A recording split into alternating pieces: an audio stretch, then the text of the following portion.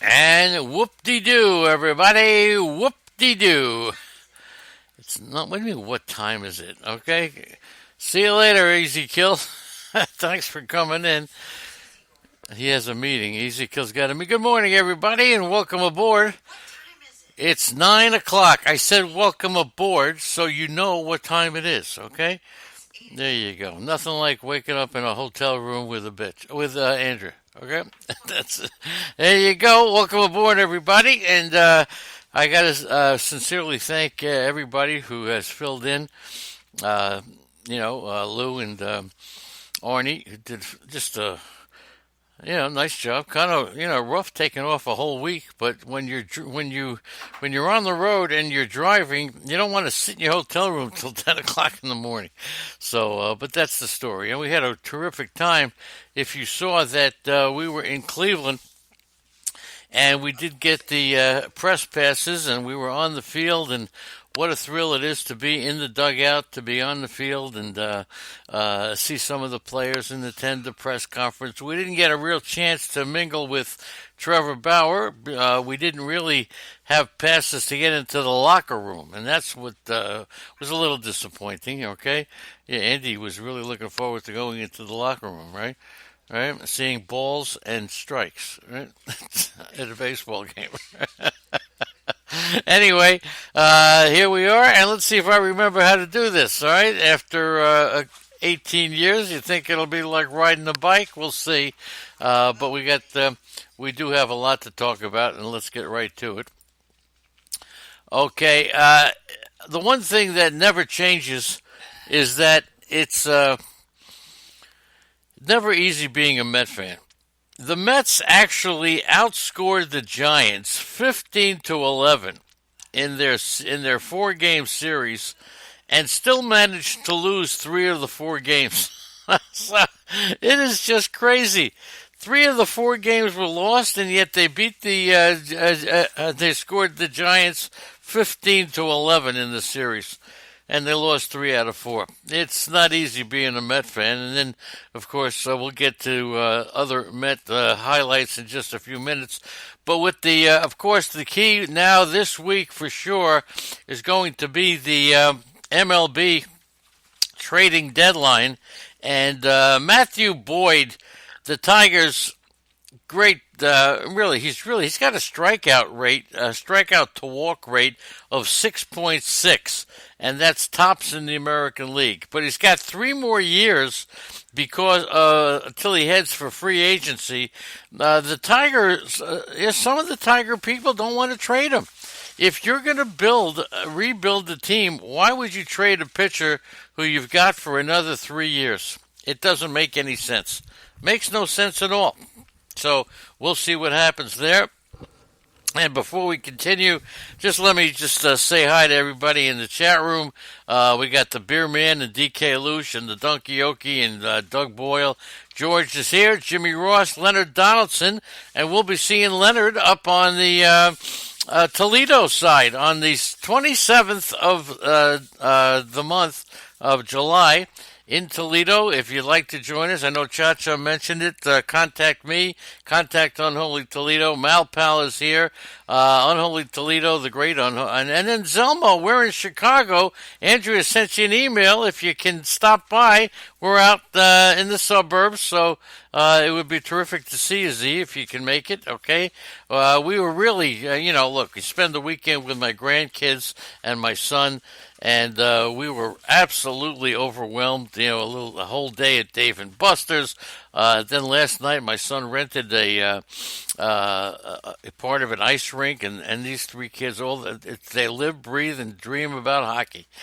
So there you go. All right, Arnie's in the chat room. Good morning to Arnie, and thanks for all that you do, my friend. Great filling in by Arnie, who's developing into the Mike Francesa of the site. All right, moving right along. So Matt Boyd, as I mentioned, They don't want prospects. They want an established young Major League Baseball star. All right. So in trading Matt Boyd, they're not trading for the future. They're giving up the future, but they want somebody equally as important for the future and maybe even better. All right, an offensive young prospect. So don't think that the trading of Matt Boyd is going to just happen for sure. It may not. Okay, may not happen.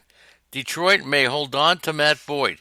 Now the Blue Jays, who showed a reluctance to trade with the Braves, but that stance has softened. Marcus Stroman and Ken Giles. Okay, to Atlanta, very possible. Either one, and Giles may be the preference over Stroman now. Okay, so look, Alex Anthopoulos acquired two of his other former Jay players, Batista and Donaldson. So it wouldn't surprise me. There's a relationship there, but I think Giles is the one that the Braves are going after. And, of course, you've probably read this. Nick Castellanos, who went 2 for 2, is batting .318 in July. And he's drawing a lot of interest by the Chicago Cubs. Okay? His right-handed bat is what's really intriguing to the contenders in the National League. And here's the reason. He's got over 1,000 OPS against left-handed pitching. And it's ideal for those National League clubs who plan on going against Hyun-Shin Ryu, Clayton Kershaw, Urias, Hill in the playoff series against the Dodgers. So this is why Castellanos could be. He's been looking all year for a trade, and I'm telling you, it's going to happen. Even to a National League team, even though he's more of a DH type. But just to combat the left-handed pitching of the Dodgers, Castellanos is going to be a terrific chip, okay? The other team that's interested in Marcus Stroman is the Minnesota Twins.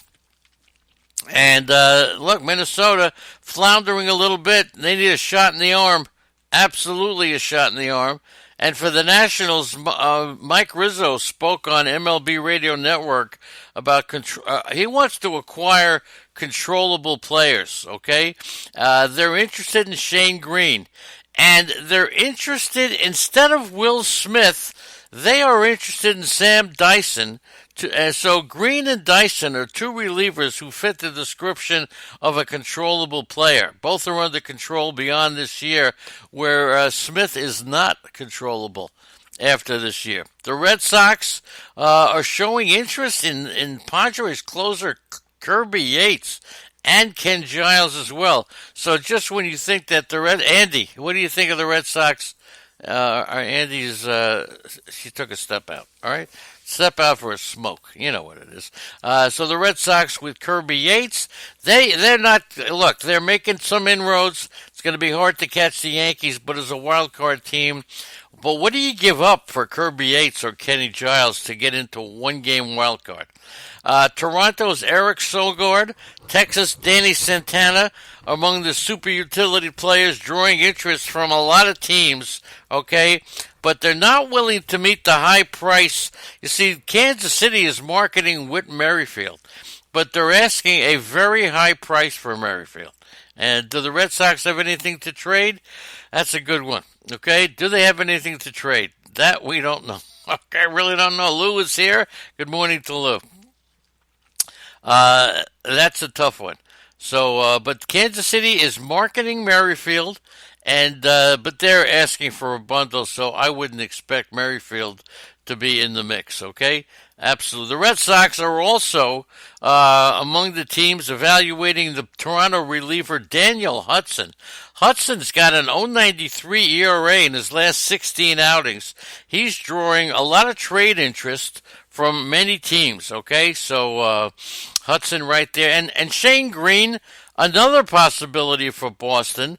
The Red Sox had a top scout also watching Madison Bumgarner and Noah Syndergaard when they pitched against each other the other night. So, boy, oh boy, this could get very exciting, or it could be the biggest disappointment that we've ever had. The Phillies and the Braves, of course, are interested in Mike Minor. And that's been reported by a lot of different sources. Both teams have scouts watching them very heavily. The Phillies and the Braves. And the Phillies, of course, haven't had a left hand. I mean, Smiley could be pitching for the Phillies, but we'll see what happens there. Also, the Phillies are showing interest now, as I'm finding out, in Marcus Stroman. Okay? So, Stroman definitely has seen his last days in Toronto. And of course, look, Minnesota also, they definitely had a top talent evaluator in San Francisco to see Baumgartner against Syndergaard. That matchup surely drew a lot of interest, okay? Minnesota has the prospects to make a strong offer for either one of them. Okay, they also have interest in the Giants' relief pitchers, so Minnesota's in there. The Dodgers showing continued interest in Shane Green. That's what the sources say. Anthony Fenich of the one of the Tigers of the Detroit Free Press. I'm not sure which newspaper. Big time beat writer in Detroit. He initially reported the Dodgers had inquired in Shane Green. So you gotta get Joe Jimenez, who will be the closer when Shane Green leaves. Okay. Now I'm not too sure with Sam Dyson being marketed with controllable years. Not too sure if he's the guy to take.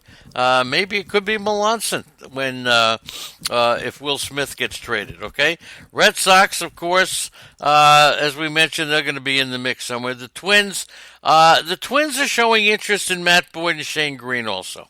Okay, so Minnesota's going to be in there. But the big story for me is the Padres emerging as the most serious suitor for Trevor Bauer. Now, no deal is close. Cleveland, here's the deal. Now, we're all thinking that, and I know Lou had talked about this, because Cleveland is so close to the wild card spot, but they could actually trade Trevor Bauer if Kluber comes back, and we did see Corey Kluber, and we did talk to him just a little bit in when we were in Cleveland. He's on his way back. He was the first one out on the field. He was throwing. He'll be back. He looks terrific, and he says he's coming back. So Kluber will be back. Hard to think that Carrasco, but if Cleveland could make a trade, okay, if they could make a trade Trevor Bauer and come up with a stronger team, they would do it. So it's not just because that they're close to the wild card. If they could trade Bauer, who hasn't really pitched that great, and come up with a better team in the trade, why wouldn't they do it? Okay. And when you're watching Madison Baumgartner step to the plate in the seventh inning, there was a little emotion from the crowd in San Francisco. Final days before the trade line, you could almost feel it, right? You could almost feel it. So this trading deadline sparking a lot of interest, okay? Absolutely a lot of interest. And of course, yesterday, if you didn't listen to Lou and Cha-Cha and Lucas, well, you missed a terrific podcast about the Hall of Fame. And when you talk about Mariano Rivera, remarkable. He has faced 299 left-handed batters in the postseason, including Griffey and Tomey and Poppy and Palmeiro, and he gave up 0 home runs. 0 home runs versus left-handers in the postseason, and they batted 186. Okay, unbelievable. It seems like it's impossible facing 299 left-handed batters in the postseason, including Griffey, like I said, Tomey, all these guys, and he didn't give up a home run. And in 141 innings in the postseason, that's the equivalent of 2 regular full seasons of work. He only allowed 2 home runs. 2 home runs. And, all right, here's a trivia question for you. Okay, what player who had a .579 batting average against Mariano Rivera is the highest of any batter with at least 20 plate appearances against Mariano Rivera? He had a .579 batting average against Mariano Rivera with more than 20 plate appearances. Who was that player? All right, anybody want to take a shot? And Andrea the genius says Mike Trout, who didn't even wasn't even playing. Well, come on, man. Not when Mariano Rivera was playing. I don't think. Yes, he was. All right, hi there. That guy is here. All right, willing to save Andy. Okay, Arnie hits it right on the shenoogle. Arnie knows it was Edgar Martinez who has the highest batting average. No, Chacha's at the